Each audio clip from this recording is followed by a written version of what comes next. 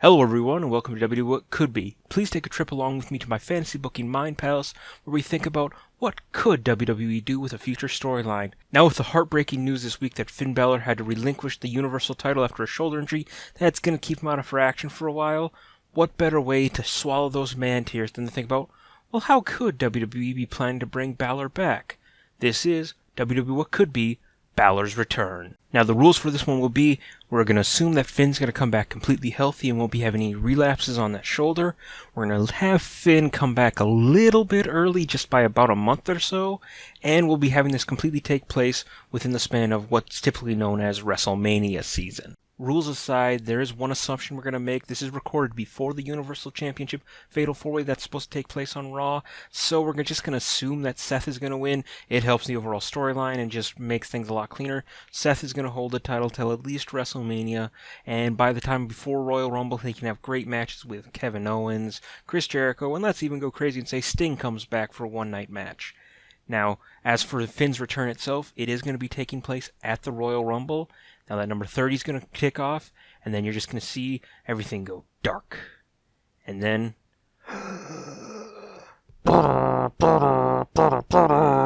Finn Balor flashes on the screen, and then the lights come back up, and standing in the middle of the ring is the Demon King. Finn has returned. He clears out the ring, say like down to the last 4. And then the final, let's just say for fun, it's him and AJ Styles, because I think that would be pretty cool. They, in typical Royal Rumble fashion, when it comes to the last 2, have a good match, and it ends with Finn countering the Styles Clash and sending AJ over to set up Finn is going to WrestleMania to challenge for the title. Now, we are going to hold off on having, which title is Finn going to challenge for, as we're still new into the brand split, and we don't want to be mixing that in, because that's very confusing and makes everyone's head hurt. Since Finn's return, he makes no bones about it. He is coming for Seth Rollins, the man who put him on the shelf and took his title.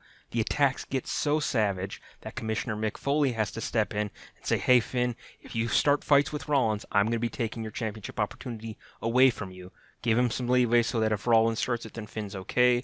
Really kind of that old school, you can't hit him unless you're physically provoked.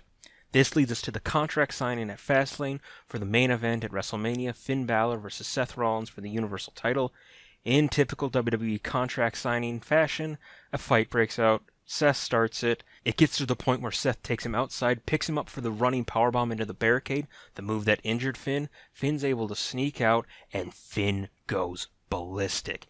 He assaults Rollins. He basically goes everywhere from his eyes going black and going full demon.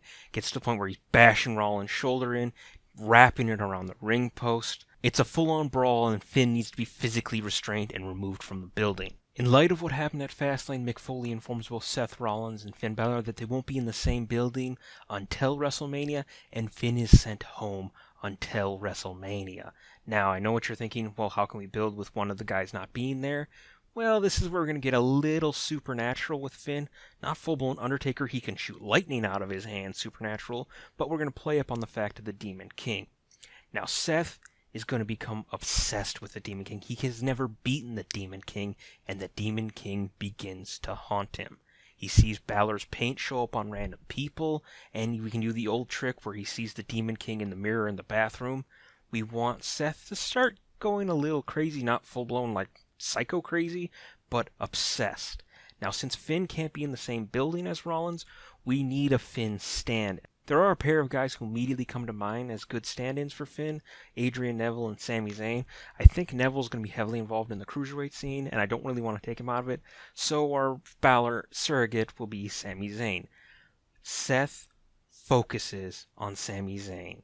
Play up the friendship of Zayn and Balor, but Seth wants to take Zayn out. He drapes Zayn in a Balor shirt, beats the crap out of him backstage. It gets to the point where Rollins puts Finn's paint on Sami Zayn just so he can see the Demon King and beat him up. Now, you may be thinking we're going to lose a lot of traction with Sami Zayn here. The underdog from the underground gimmick really plays up if he's getting the crap beat out of him.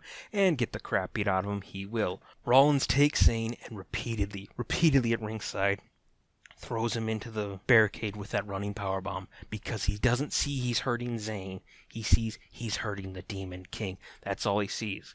We are going to give Sammy his win back just before WrestleMania on that go-home show, as well as do a final build of the Demon King versus Seth Rollins. On that final Raw before WrestleMania, it's set for Sami Zayn to take on Seth Rollins. Sami has been put through all this abuse at Rollins' hands.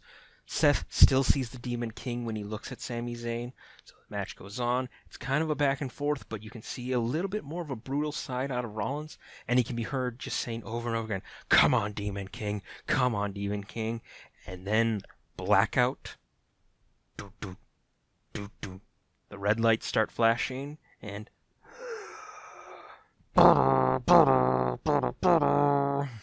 Rollins is immediately look up in the entranceway and just sees an actual video of the Demon King slowly coming for him like something out of the ring, and it's really creepy.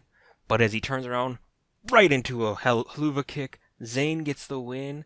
Rollins gets enraged and immediately tries to hurt Sami Zayn, and that's when we have the full-on return of Finn Balor in demon mode, because Mick Foley may have banned Finn Balor from being in the same arena as Seth Rollins, but he said nothing of the Demon King, and the Demon King is here to protect Sami Zayn. The two fight.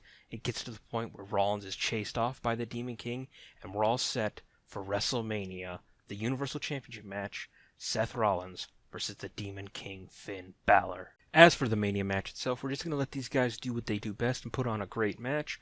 The finish of the match, Rollins will have taken Balor outside and is looking to hit that running powerbomb into the barricade to hurt the Demon King again. He hits it, but instead of going down and holding his shoulder, Balor just bows back up like a demon and attacks Rollins. He brings Rollins back into the ring, hits him with a running buckle bomb of his own into the corner, and finishes it with a coup de grace. 1, 2, 3. Balor is crowned champion at WrestleMania in Orlando, and the crowd goes wild.